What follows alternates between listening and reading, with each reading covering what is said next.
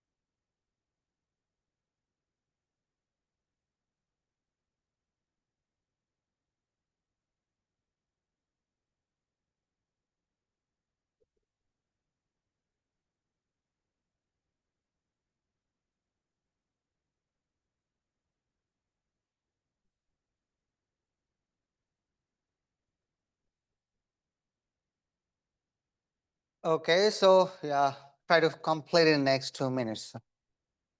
So whatever you can, this is not graded. Just try to check your level at this moment. If you want, you can use the scratch paper to answer some questions.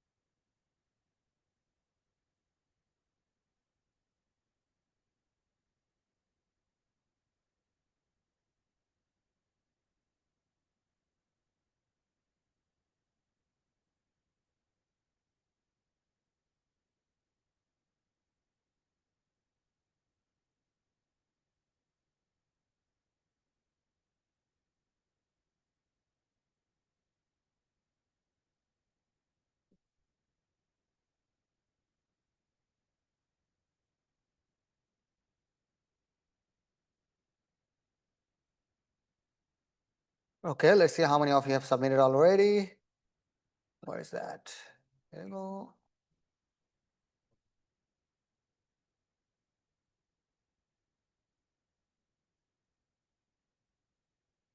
How to close this? Oh, there we go.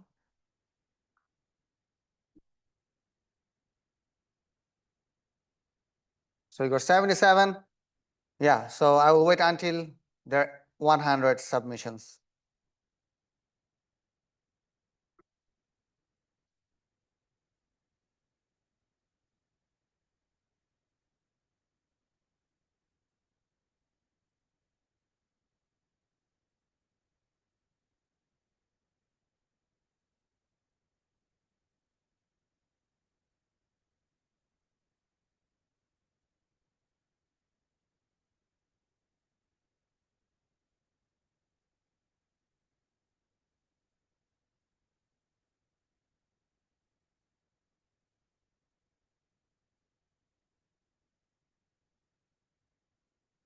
What is that? What is?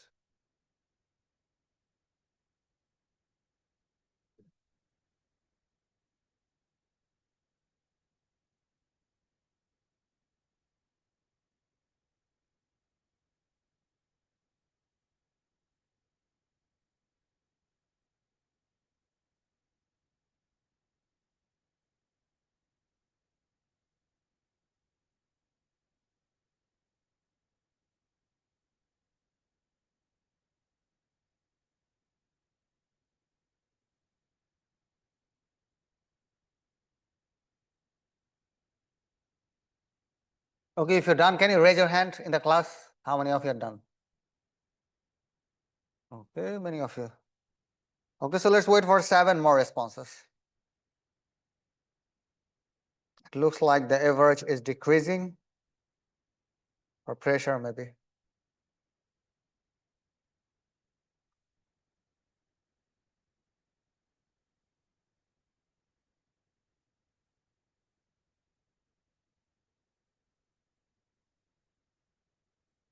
Okay, so let's start from here. The Zoom tool, you can hear me, right? Okay, so before starting this, an important announcement. Okay, so we have in-person quiz one next Monday. The quiz is a mini exam. As I told you before at the beginning of the semester, my quizzes are like a mini exam. I'll bring the question paper with the photocopy and you have to answer everything with the question paper. Okay, what topics you have for quiz 1? The quiz will start at the beginning of the class. Okay, so we'll start exactly at 4:30 and we'll finish by 5 p.m. Okay, and after the quiz, we'll have our regular lecture. We cannot spend the whole class time for quiz. Okay, otherwise we'll be very behind in the class. Okay. And what are the topics we have for the quiz? We have intro. So kind of if you go to web courses, so starting from lecture 1 intro, so this topic, lecture 2 data type, variables and those kind of stuff, lecture 3 arithmetic, and then lecture 4 which is decision control, and then from functions it will be up to calling pre-written function. We'll cover this topic today. So there will not be any question on writing your own function in quiz 1. Okay, so this is up to this topic, lecture 5 PDF. Now what type of question you may expect during quiz? It's not like Scantron and just multiple choice questions, not like that. As I said, it is a mini exam. So there could be bug or error tracing questions. So I may give you a code or multiple codes. I may give a lot of small codes. You have to identify problems within those code and you have to correct those problems. Okay, this is one. Next is output tracing. Like I may give you a piece of code and you have to tell me what is the output of this code. Okay, what will the result of this code. Then there could be short conceptual questions. Like if you know the stuff, you can easily answer those type of questions. Okay, and then there could be full coding questions as well. There will be actually coding question and it may cover a large part of your grade for the quiz. So what kind of coding questions? So you have done so many code already. We write a lot of codes in the class. We have a lot of codes in the notes. You are doing a lot of codes in the lab. You are doing a lot of coding on assignments. So if you have written all of this code by understanding, then you can easily answer this question. Okay, but if you took significant help from others or just borrowed code from ChatGPT, you will not be able to get, or you get completely stuck like how to solve this problem. Okay, but remember this is first quiz. I cannot, so the question will not be like that has loop functions. It's not like that. Okay, so mainly whatever we have done so far, and also remember as part of your learning you should have always, if I write any code in the class, you should never skip writing that code, because when you write that code you go through a thought process. In this way you are training your brain how to think of writing code. And also when you do your assignments, when you write all the lab assignments, write them from scratch, thinking, using scratch paper, brainstorming and writing code. This is a process. If you do not follow this process, after a couple of weeks you will not be able to write any code. You'll just feel I need help, I can't write any code at all. But if you follow this training process, always coding will be always challenging, but you will be able to take the challenge. Otherwise, if you take a lot of help now, you'll not be able to do future coding. You'll just end up giving up. Okay, so that's why I always keep saying. And also when you do those exercises, worksheet, for example, I take poll in every lecture and I see the average is very poor. But think if you get very similar question without any options, you have to write the answer directly. So can you do them without any compiler, without any help? Okay, so you have to achieve that ability. You have to gain the ability to trace those code without any compiler. So that's why you have a lot of exercise. See, if you use exercise 1, exercise 2, exercise 3, Those are mainly made you to train you, so you train yourself. But if you follow shortcut during those process, you get stuck during quiz because there is no shortcut during the quiz. Okay? So make sure you train yourself accordingly the way I ask you to follow. Any question? Remember, for coding questions, we know that you cannot run your code when you write a code in the paper, right? So in that case, there will be partial credit. So there will be credit if you declare the variable properly. There will be credit if you can take the input properly. If you know how to write a scanf properly, printf properly. Can you write a condition? Can you write an expression?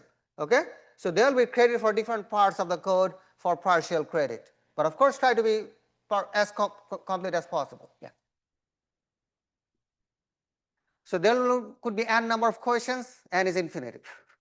Okay, the thing is, it is doable within 30 minutes. And if I say,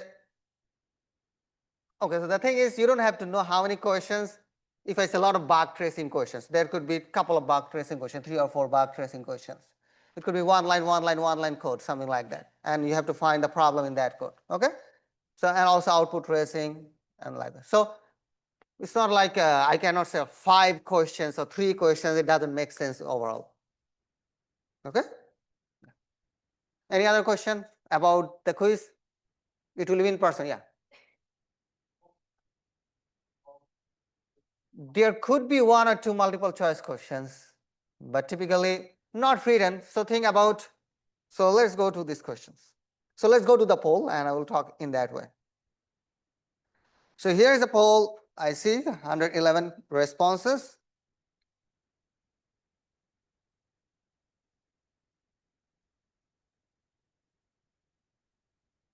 Okay.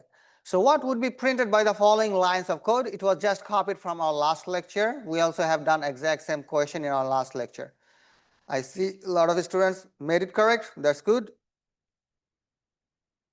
Okay, at least there is no true false. So the thing is, x equal to 0 is a Boolean expression.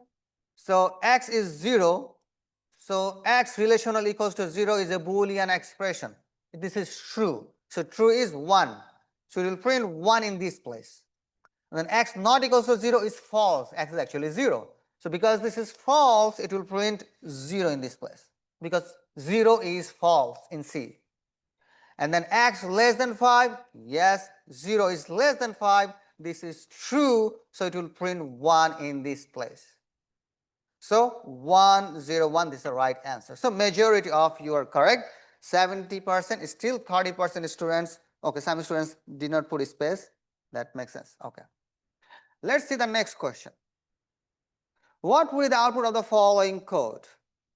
So see, if you get exact same question in your quiz without any option like this. Okay, so in that case, you just write the answer directly with something like that. If your score is, okay, so score is 95, it is asking if it is true, it is printing A grade. And these are all else if, okay? Because this is true, your code will not go to any other places, so it will just print A grade then. So 87% of you are correct.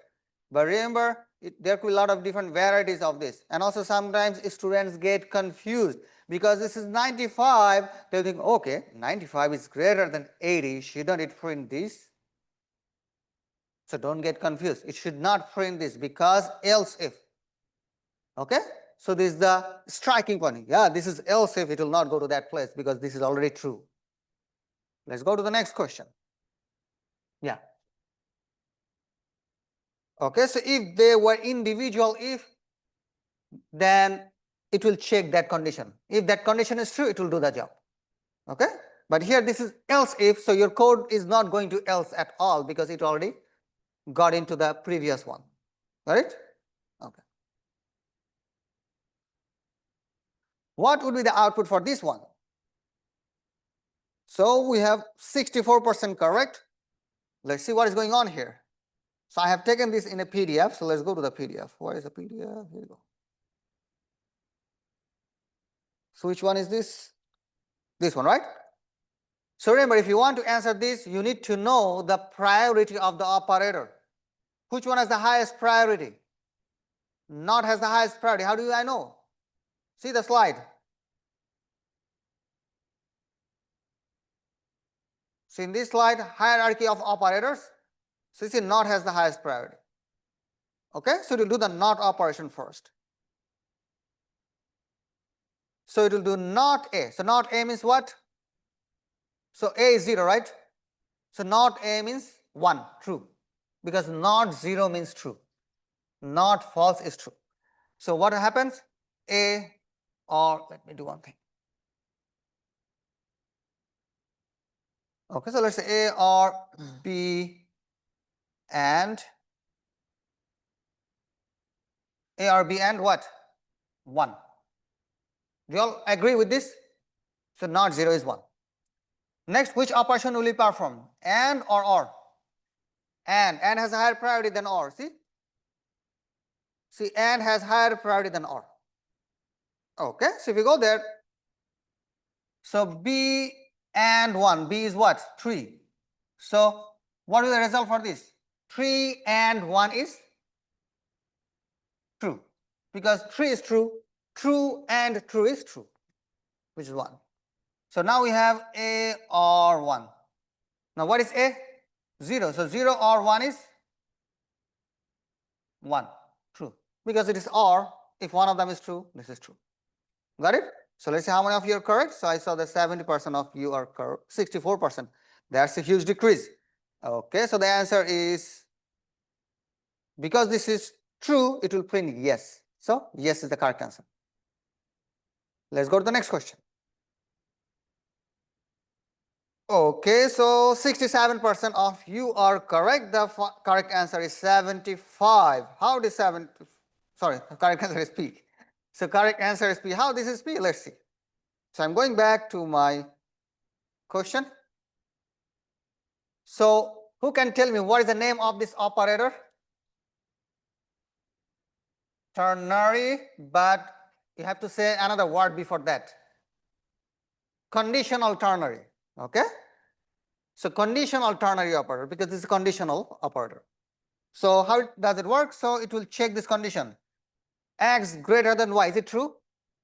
Yes. 4 is greater than 2. So this is true. Because this is true, your code will jump to this part, not this part, because this is after colon. So it goes here, it will find another condition here. Y greater than 0. Is it true? Yes. So it will go here and it will print P. So answer is P.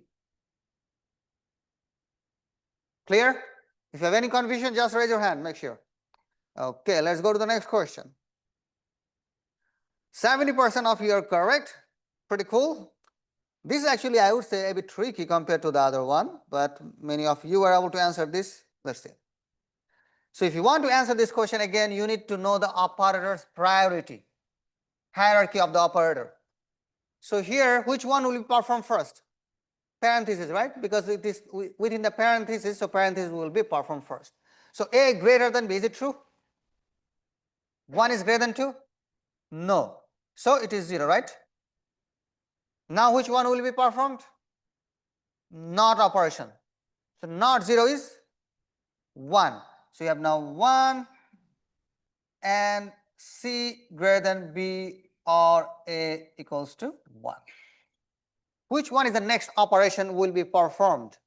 If you see the operator's priority, greater less than has higher priority than relational equal priority. So it will compare the greater equal first. Okay, let's go here. This one, C greater than B, is it true? See, 3 is greater than 2. This is true. So we have now 1 and 1, or this is 1, okay? Or A equals to B. Now which one is the next operation? Relational equal operator. See, and or is coming later. This is before and or. So it will perform that operation. This one, A equals to B, is it true? Let's see, A is 1. Oh, this is not B, right? This is 1. I mistake. So you have 1. So A equals to 1. Yes, this is true, right? So you have 1 and 1 or 1. Now we know what is the next operation. It will perform this one. This will be 1 or 1. 1 or 1 is 1. So this is true because So D is true if D. If true, it will print hello. Got it? So this is how it is processing. If you have used another approach, that might be not correct, but maybe you got the same answer somehow. Okay? But make sure this is the process actually bringing this result. Okay, let's go to the next question. What is the next question? Here you go. Again, conditional ternary operator. N equals to -1. Is it true? Okay, so N is -1 at this moment. Now it will check this condition. Is it true? No. So let's go to my picture. So N is -1. It is checking. This is not true. This is false. Because this is false, your code will go to see. This is the part 1. This is part 2. This whole part 2. So it will go in this place. After going to that place, it is checking is N equals to 0 and is not 0.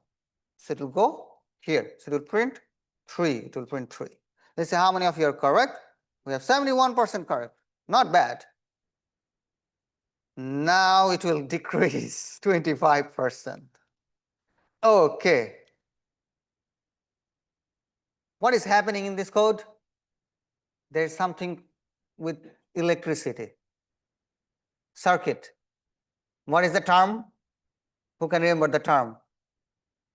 Short circuit evaluation. Okay? So short circuit evaluation is happening here. Let's see how it is doing the job. Let's go to here. People forget. There is no exercise question with short circuit evaluation.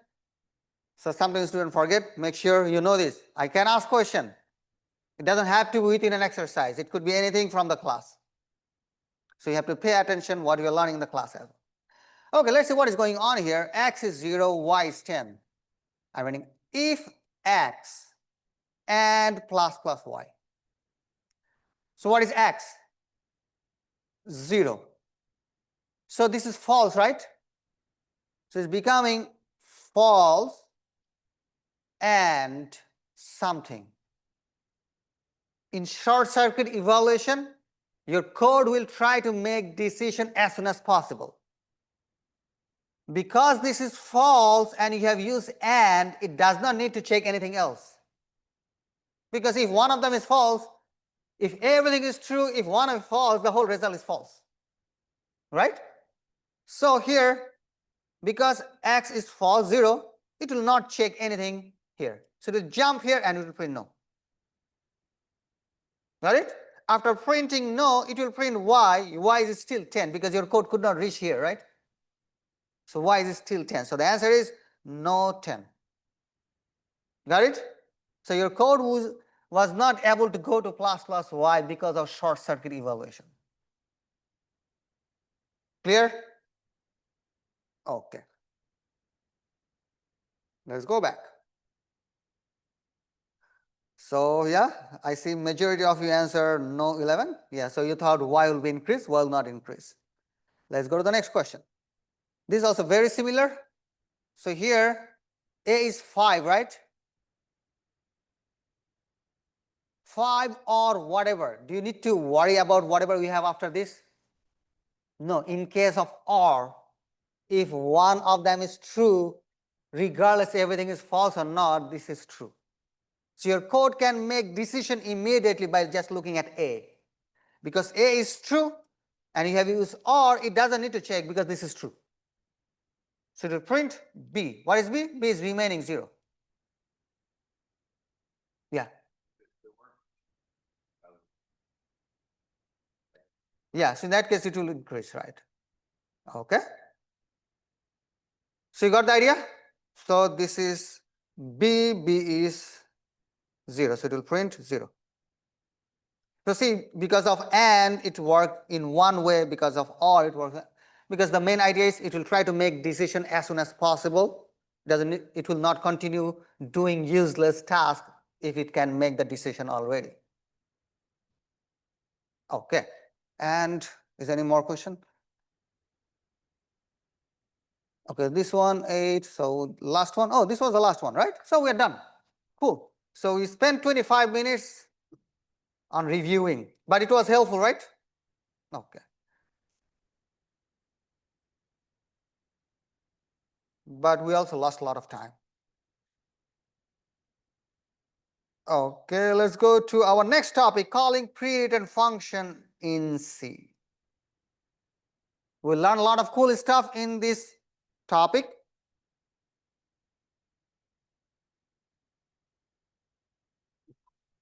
Okay, so first question is, so what will be learning? If you see here, we'll be learning,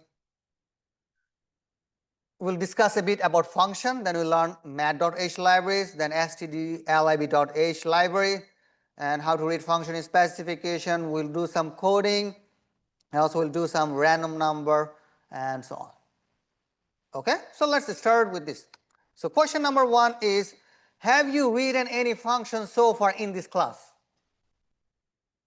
Yes, every time you write your code, you write main function. Okay, what is a function? You know, right? A function is a piece of code that performs something, a block of code that performs a specific job. So every time you write your code, you write your main function, int main, and then you start your code. Yes, so we wrote our main function. In this class, we have not written any other function, just wrote main function. There are two types of functions. Two types. Type 1 is user-defined function.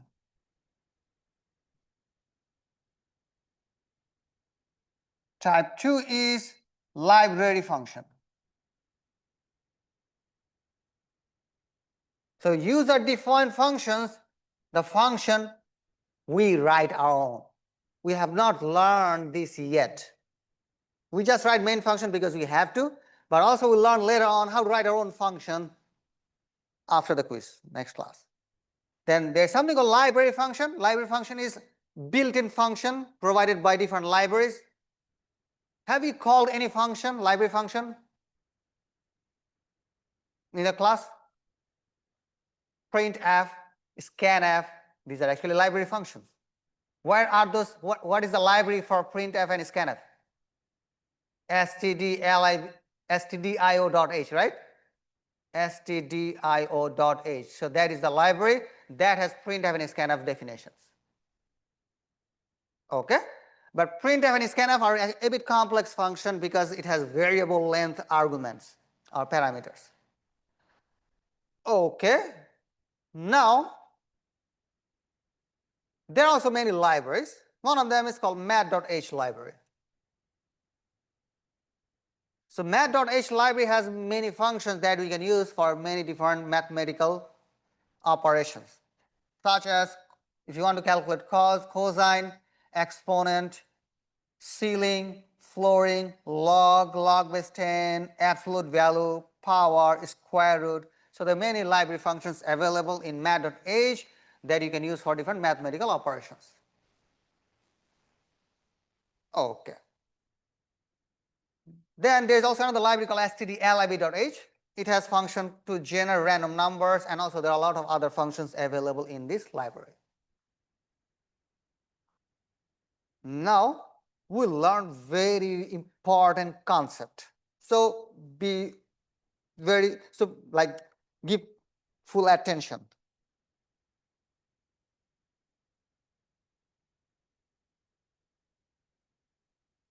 So now we are learning something called function prototype. Let me type in here.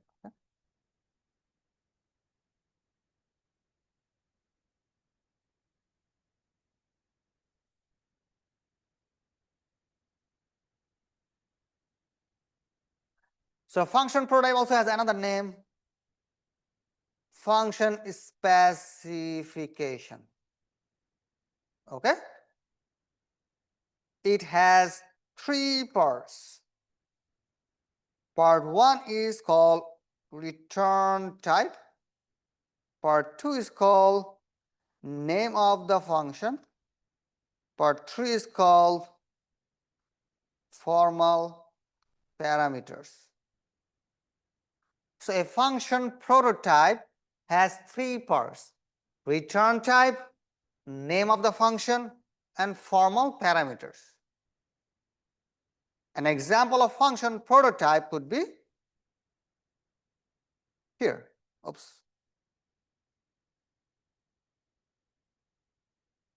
See, these are different function prototype. For example, if you just read this one, this is a function prototype. How many parts we have in a function prototype? Yeah, read with me. How many? 3. What are those? First one is, what is the first part of function prototype? Return type. Can someone from here, or many of you can tell me, what is the next part of function prototype? Function name. I want to at least hear from 10 people from here at the same time. What is the third part? Okay, don't forget. Now say, you have it in front of you. Formal parameters. It's difficult to open your voice. Okay. So formal parameters, do not just say parameters. Use the word formal with this. Got it? What I said? Okay. So if you go back here, this is what? Return type. This is function name. This is what? Formal parameters. Use the word formal again. There will be another type of parameter coming up. So that's why you're using this word formal parameters. Okay. Next, what you see from here, you can think these are all advertisement. Okay, let's say you go home, you got a post or mail. We get a lot of ad in our mailbox, right?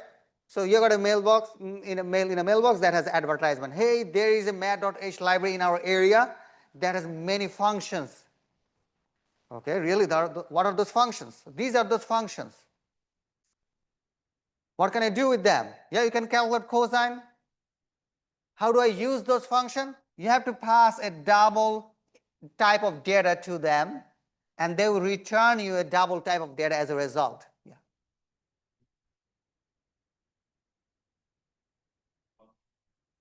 Okay. Okay, this is function product. We have not started talking about how to use it yet. Okay? So we'll talk about how to use the function soon. At this moment, you are in different mindset. We are just thinking, okay, what is function product? What does that mean? Okay? So a function prototype is an advertisement. It will tell you what is the name of the function. It will tell you if you call them, you have to pass what type of information. And also it will tell you if you call them what they will give you back. Got it? So if you read it, pow function, the name of the function is pow. How many formal parameters it accepts? 2 double type of data. And if you call them with 2 information, they would return you 1 information that is actually also double type of data. Okay? So let's go to different situation. Let's say Burger King is a function. Okay? Now they advertise, hey, there's a Burger King in your area. We accept order. If you want to order us, you have to call us and you have to say us what type of burger do you want. See, type of burger is actually a formal parameter. And if you call us, we'll work for it and we will return you a burger. So this is the return type. Burger is the return type. Okay.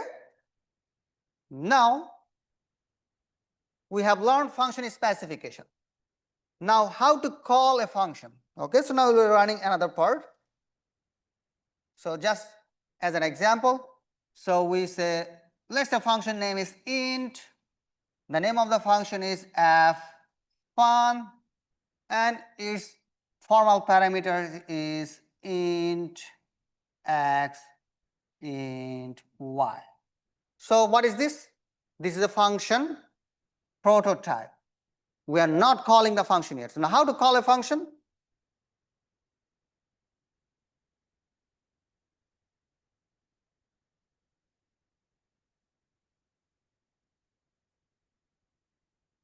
So how to call a function? You just write the function name, and inside parentheses you pass actual parameters and put a semicolon here. If you just do this, it will call the function. So we have learned how many types of parameters? One is called formal parameters. Formal parameters means it doesn't have any value yet. It's like I said, burger is a very generic term. But when you call Burger King, you say, hey, Burger King. You say, yes. Can you give me one Impossible Whopper? So you ask for a Whopper, and there is actual parameter. You are giving them actual item you want. Got it? So same, you write the function name, the function you are calling, and you pass actual parameter and put a semicolon after that. So by this line you have called the function. Now question may arise. Think about it. You are in the drive-thru of Burger King. You call them, you say, okay, I want Impossible Whopper. And they made your order and they gave you the burger. They want to give you the burger, right? Because they processed the order. But what you have done, in the drive-thru, instead of waiting, you're just driving. So you did not wait to receive the burger. What will happen to the burger? You just fall down, right? You just lose the burger. And it's 6 p.m., many of you are hungry, right? Okay. So what will happen? If you do not receive what he's returning, you'll just lose it. Okay? In this example, we are calling a function called fun, and we are passing two inputs. Let's say I'm passing 2, 3, two actual parameters. If you just write this line, it will run the function.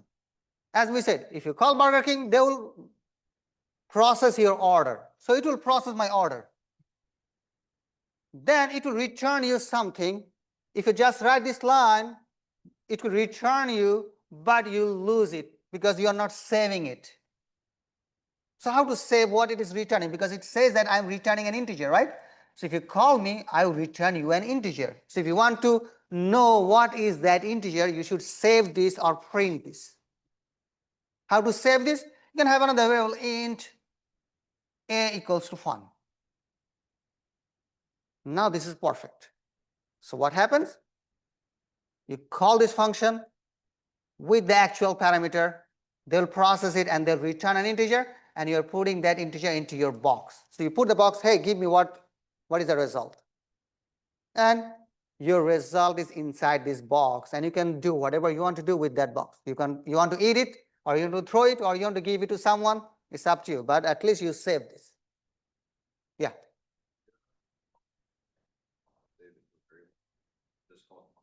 Okay, we'll learn that also soon. Okay. So you understand the analogy or the idea how function call works. From my understanding, I take this class for multiple years, and I see many students just call a function, they forget to take the result, and they think it will work automatically. No. If you want to use the result, make sure to save it into a variable or print it, whatever you want to do. Okay? So we have learned actually a lot of cool stuff. Now question may arise, is it possible to have a function that does not take any parameter, but it does something? It can happen. There are functions that does not take any parameter, but it will do something for you and it will return something to you. Okay, so for example, think about, what do you think? Okay, so think about something. If you call them, they will always come with something to you. You don't have to say what you want to them. Whenever you call them, they'll give you something, but you don't have to say what you want. You just call them. Okay? So how the function prototype will look like? Let's see an example here. See, stdlib.h has a function called rand. read this function prototype. What is the return type of this function? Int. It means if you call this function, it will give you an integer. The name of the function is rand. And what is the parameter? Void. It means you cannot ask this function what to do. Just call it, it will give you an integer. So the rand function does not receive any parameter, but it will give you a random number. So it will give a random integer within the integer range. This is not actually correct because this is for 16-bit integer, but now our integers are 32-bit integer. So it will give a big number within 0 to 2 to the power 31 minus 1. So it will give you, or 2 to the 32 minus 1, it will give a random number within this range. See, interesting, right? You call this function without passing anything, but it will give you something. Is it possible to have a function where you call it, you give something, but it will not return you anything? Yes? See, whenever you call printf function, you say, hey, printf function, you pass whole message you want to print, right? So this is the parameter you're passing to the printf function, but does not return you anything. You just print the things you want to print. Another example could be, for example, you love your friend a lot and he has a birthday today. And you want to, you know that he will drive in I-4 and you want to put a message for him in the billboard. Hey, John, happy birthday, something like this. Very good friend, right?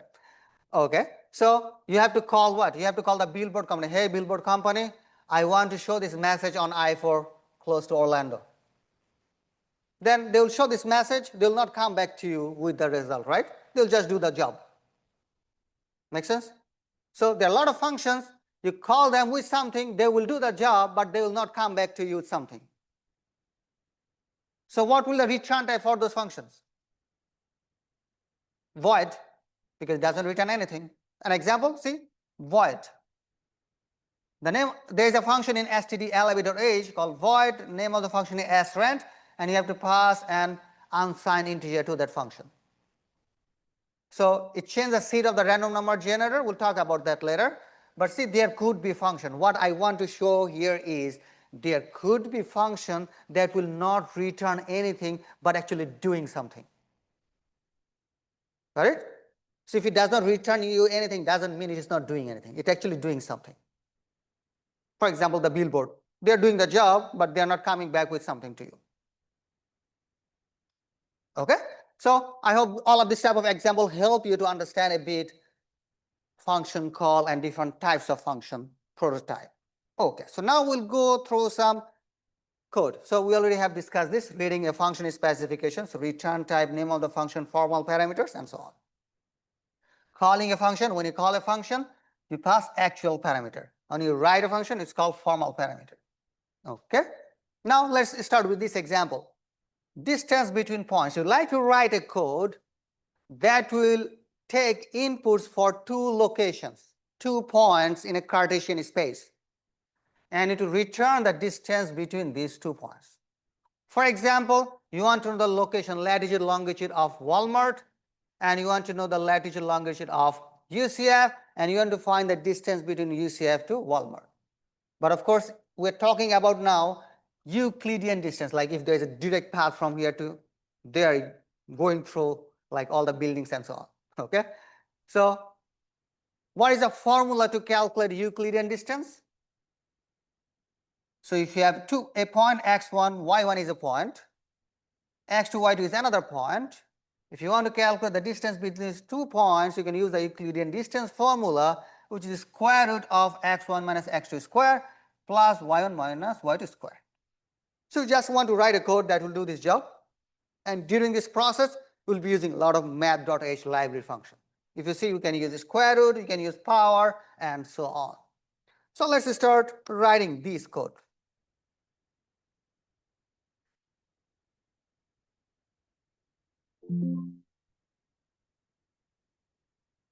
So I'm going to online GDB. Nice car.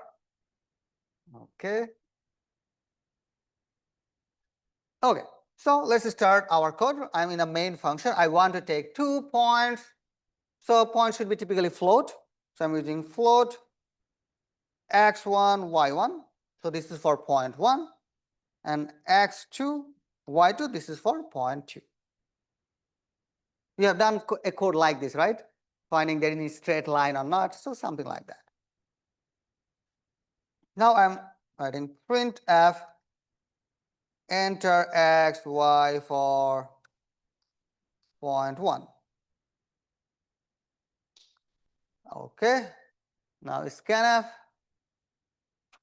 %f ampersand x1 ampersand y1. Remember, before coming to the quiz, how to write ampersand very clearly. Make sure you know how to write ampersand. Okay. So printf, we are done with taking input for point 1. I'm copying this, and I want to do the same for point 2. So enter x, y for point 2. Don't forget to change this as well. Okay. So after these couple of lines, we have this situation. Let me do one thing here. Okay. So we got our x1, y1 and everything. So now I would like to calculate the distance. If I see that, if you want to calculate distance, you need to know the difference between x1 and x2. So x1 and x2 difference. So I'm doing that. Let's say I have a variable called float x diff goes to x1 minus x2.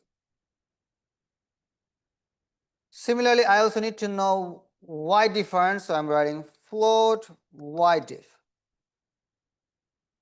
y1 minus y2.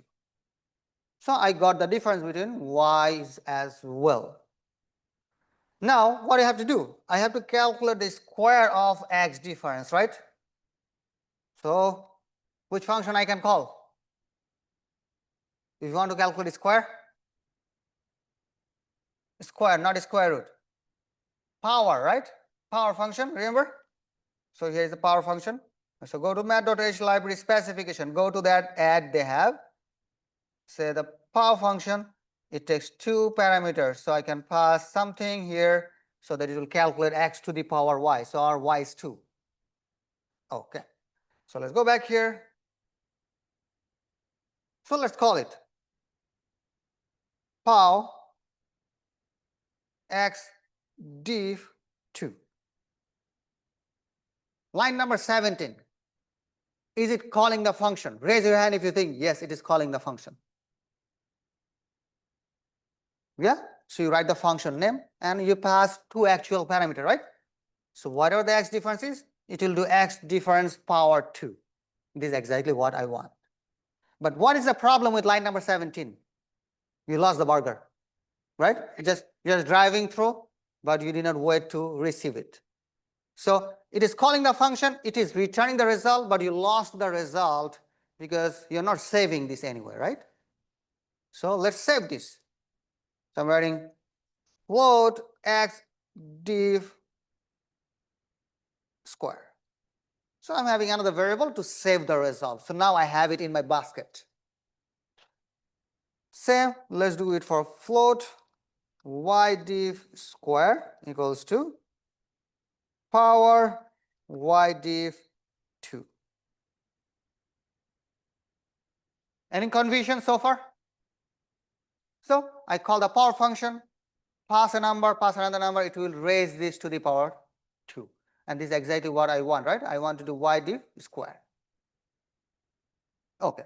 So now I got this part and this part. I need to add these two numbers, right? So I need to add x diff square plus y diff square and want to do the square root of this. Square root function takes how many parameters? Do you know? How to know that? Go to the prototype. There is a function prototype for square root. If the square root function takes only one parameter and it will do the square root of that number. So let's do that. So I'm writing, so final distance actually will be what? Let's call float distance equals to SQRT. You want to pass the addition. So can I write this here? X diff square plus y diff square. So I'm calling square root function. Let's see how many of you can answer this question. In the square root function, how many actual parameters I am passing? Raise your hand if you think this is 1. I am passing 1 parameter. Raise your hand if you think I am passing 2 parameters. Okay. I am actually passing 1 parameter. You cannot pass 2 parameters because the square root function takes only 1 parameter. Now, you said the square root function cannot take 2 parameters. Are you passing 2? No. So see, I am adding these 2 numbers. So what will happen? It will add these 2 numbers and then you have 1 number at the end, right? After adding 2 numbers, you get 1 number, right? And you are passing that 1 number. So we are not really passing 2 numbers. We are passing 1 number, which is the addition of these 2 numbers. Okay. So we are done our calculation. Let's print the distance between Walmart and UCF. So print F percent point. So let's say distance is percent point to F new line, and I'm writing dist here. So this is our code ready to deploy. So let's run it and see if it works or not. I got a lot of warnings. Warning, implicit declaration is square root function. I don't know what is square root function. What is the problem? Library. Don't forget to include the library. So it's not an error, it's a warning, but it's, yeah. So hash include math.h. Okay, so I've included library. Now it knows what are those functions. So if you run the code now, no warning. So let's give some input. So xy for 0.1, let's say 0.1 is at 1010. Now you're thinking, you said this is float, but you're passing integer. Is there any problem? When you write integer, what will be happening? This integer will be, use the word, promoted, right? Integer will be converted to float, or we call it integer will be promoted to float. So 10 will become 10.00. Okay, so we're done taking input for 0.1. Let's do input for 0.2. Let's say 2020. Observe here. So I have all of these points ready. When I press enter, it will calculate x difference, which is a float. It will calculate y difference, will be float. Now question, in the power function, in the formal parameter of the power function, what type of data you have to pass? You forgot? See? Double, right? Let's close it. See, the power function takes double type of data, but we are passing float here, right? And even we are passing integer here. So what will happen? This float and integer will be promoted to double. So whenever you, so remember we have one type conversion during assignment operation. So whenever you try to pass there, you say, okay, it's double, it will be promoted to double. Just change the, it will automatically convert it. So we're done with this, then we will do the job. Let's see if it works or not. Yeah, so it says the distance is 14.14. So we have used some library function in this example. Now question, you understood it, right? Very simple code. Now question is, can I avoid all of this variable? Can I do all of this inside printf? Yeah, you can do that. So let's comment out all of this line. I'll do all the calculation inside here. Let's also comment this.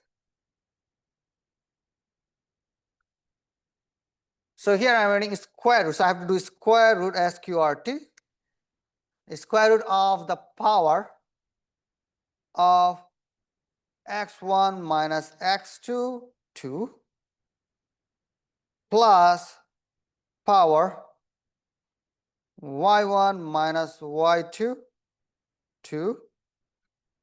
And I think we're done, right? Okay. So see, I have done all of this here. So run the code, pass 10, 10, 20, 20, and the result is same. But what we learn from here, when you call a function, you can call another function before calling that function. And the result you achieve from that function call will be passed to that function. Here, see, square root function will be called after processing this part. So you're calling power function, it will be calculated, plus power function will be calculated. The whole result will be passed to the square root function. Because each function returns something, that return result is added with this one, that result will be passed to the square root function. Got it? So we are doing all of this in a single line. Yeah.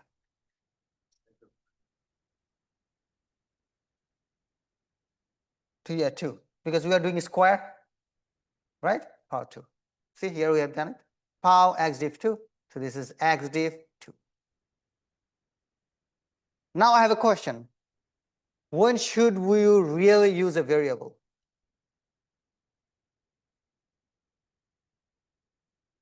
When you need to use a variable. Example could be, let's say I want to use the distance after this line. Let's say you want to say, okay, if the distance is too far, you don't want to go to Walmart. Okay, something like that. So it means you like to have a condition. If this happens, I don't want to do this, and so on, right? So in that case, you don't want to calculate the distance again and again. You calculate the distance once and use that distance everywhere. Make sense? Okay, that's all. Now we are done with this particular example where we have used a lot of different library functions from mat.h library. Let's go and continue learning more stuff. Our next topic, not topic, I would say next function we're learning is random number. Okay? So let's think about random number. Let's go to this particular slide. So we need rand function. I'm erasing this whole code. And also mat.h, I'm not using that. So inside main function.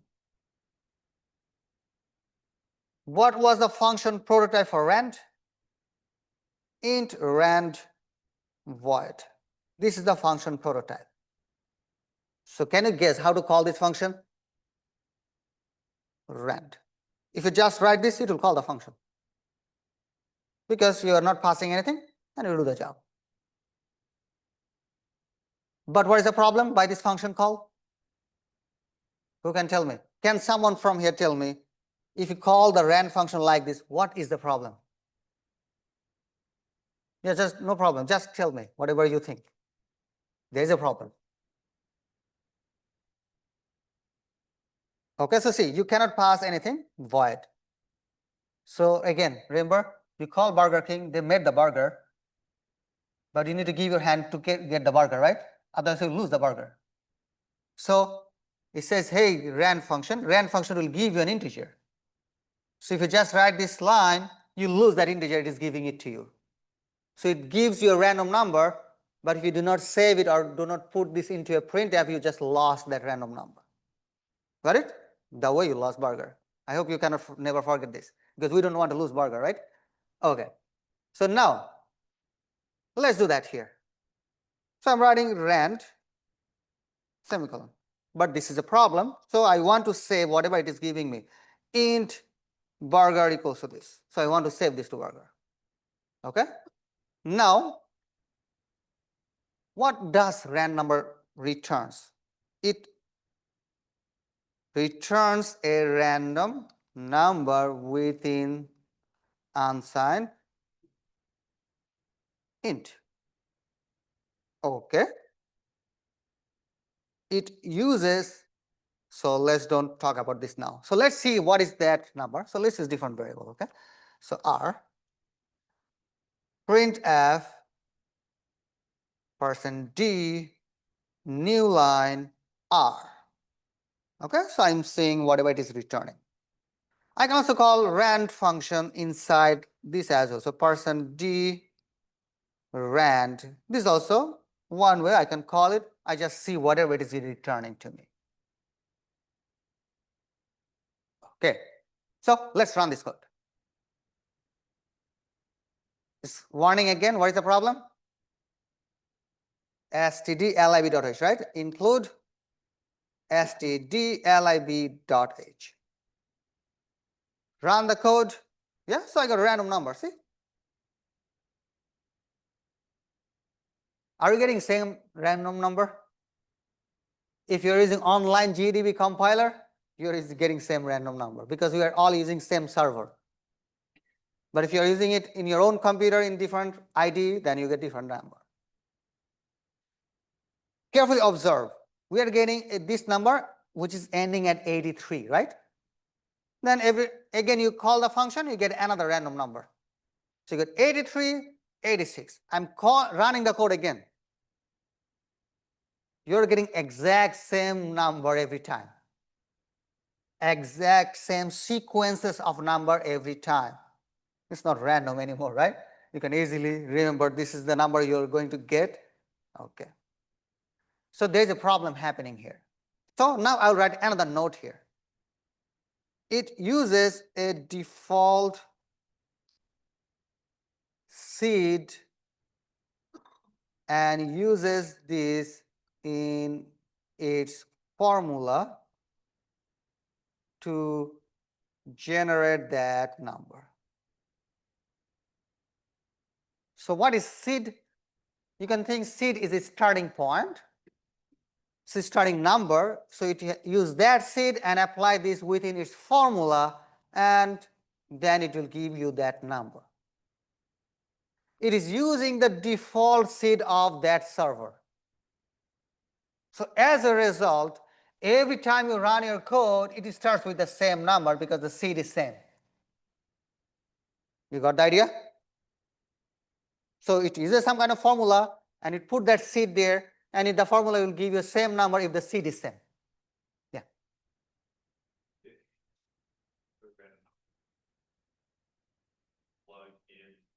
We'll learn, we are learning that now. Okay, no worries. So we're going there, okay? So gradually. So we realize there is a problem, right?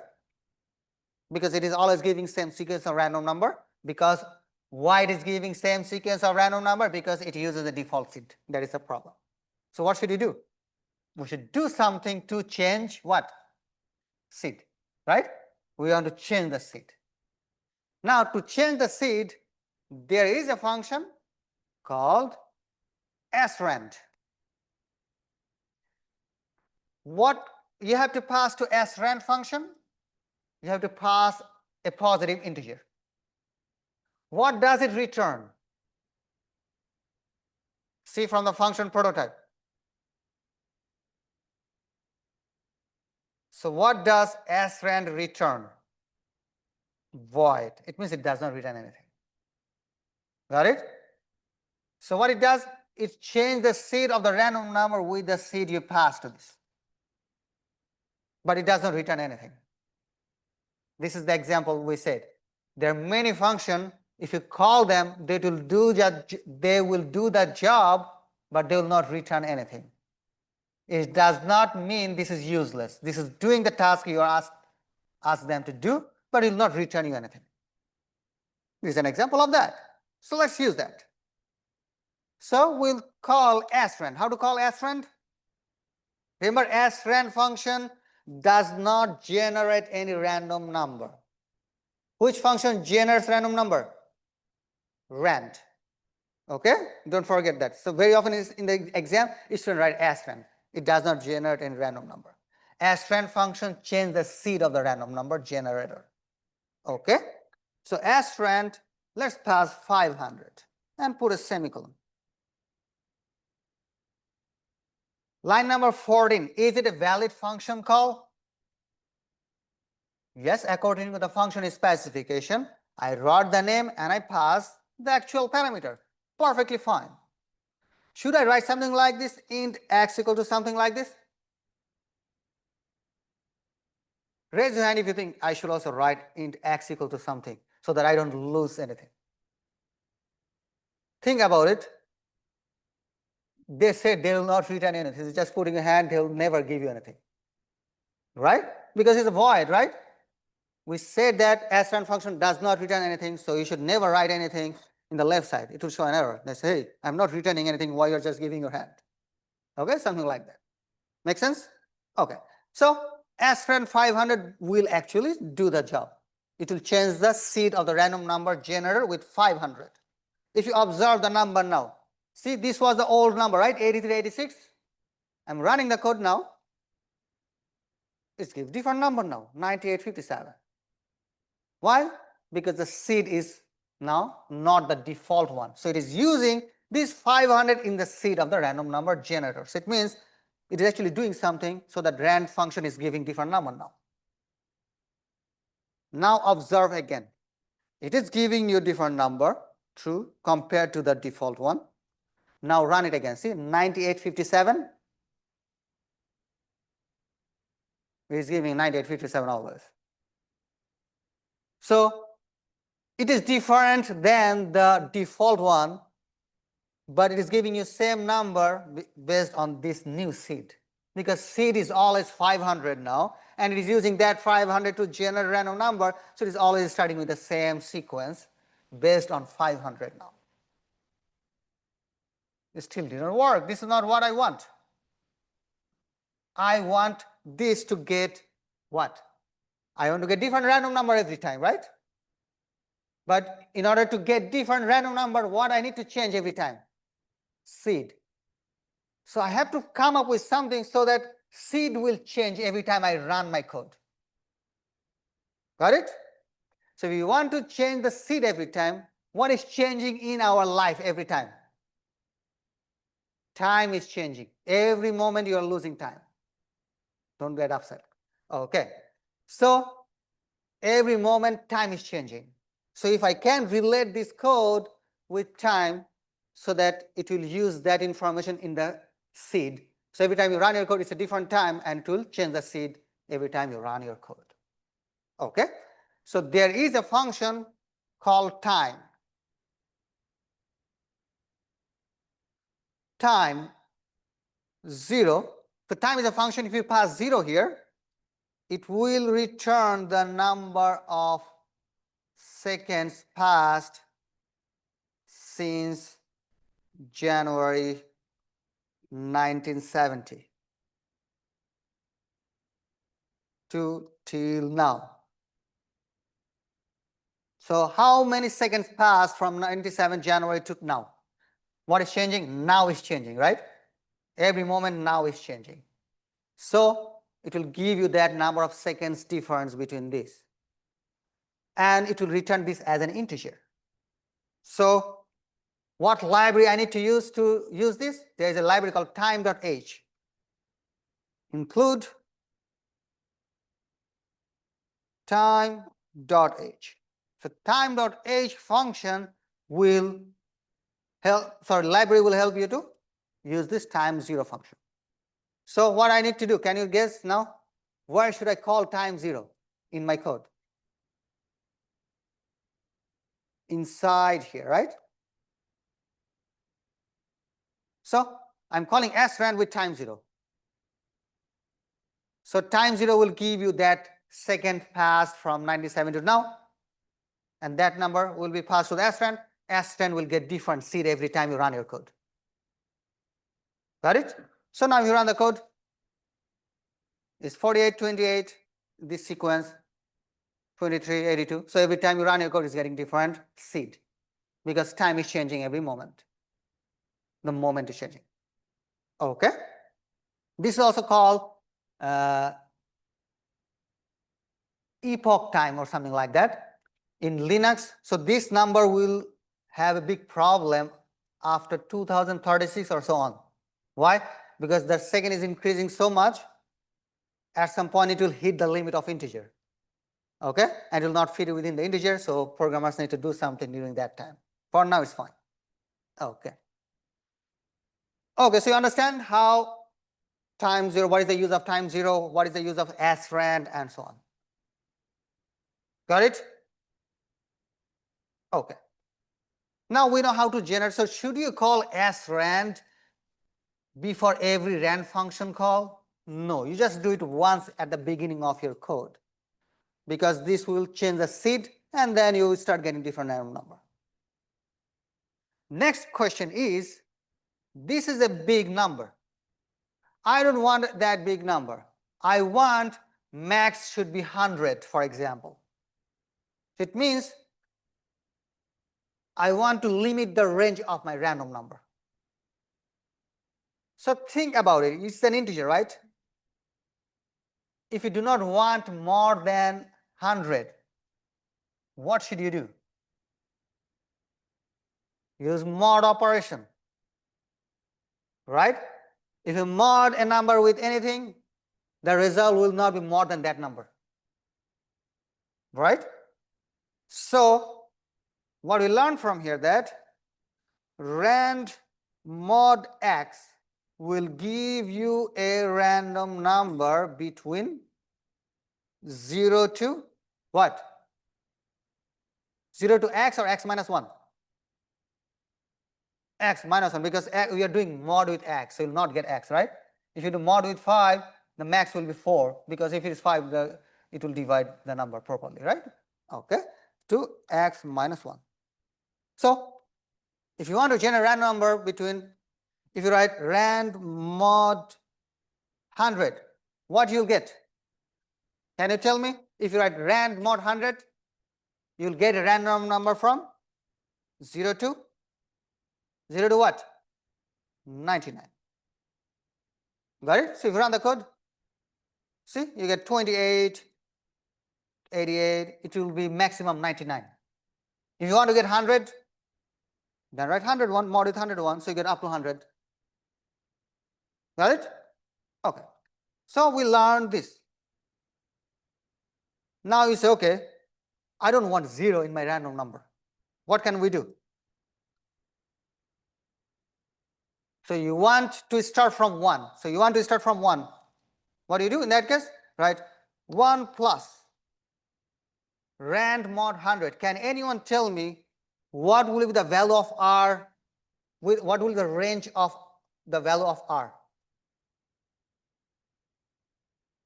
So at least you get 1, right? Because you are adding 1. So if rand function gives you 0, adding 1 will guarantee that at least you get 1. And rand mod 100 will give you what? Up to 99. So if it gives you 99, how much you get in total? 1 to 100. So 1 plus rand 100 will give you random number between 1 to 100. Make sense? The last one. If you want to get a random number between A to B, what does it mean? You want to get a random number from 10 to 100. So what do you write? Can you guess? A plus, right? Because you want to get at least A. So if rand function gives you 0, adding A will guarantee that you get at least A. Plus rand mod what?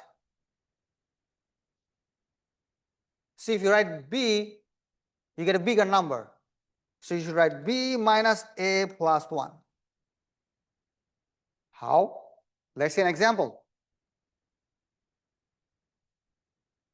See what I'm writing? I want to generate a random number between 10 to 100. So I write 10 plus. So what should you write here? See carefully.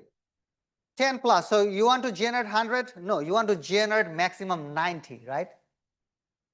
Because 90 plus 10 is 100. If it generates more than 90, the total will be more than 100, right? Make sense? Because you are adding 10. Now if you want to generate maximum 90. So that it will be from 10 to 100, because 10 plus 90 is 100. Make sense? So what should I write here? 91. So rand mod 91 will give you a random number between 0 to 90, and adding 10 will guarantee you get 10 to 100. So how you got this 91? You apply this formula actually. See, the formula says 100 minus 10 plus 1. What is that number? 91. So this is exactly the formula we're using, and how we got the formula, it makes really sense because you're adding 10, so you want to generate a random number which is less with this difference. That's all. So we have completed this chapter. My plan was to use this to play with a multiplication example, okay? So we'll do that in our next lecture. That is another example, but make sure you know up to this before coming to the next lecture. That's all. Thank you. And this will be part of your quiz. On Monday? Yeah. Are you able to help me with the code, or you want me to go to TA? Which one? We got, You have it? Actually, I have a class now. Okay. I have to go far away. Okay. Quick question about the quiz on Monday. Is we're writing down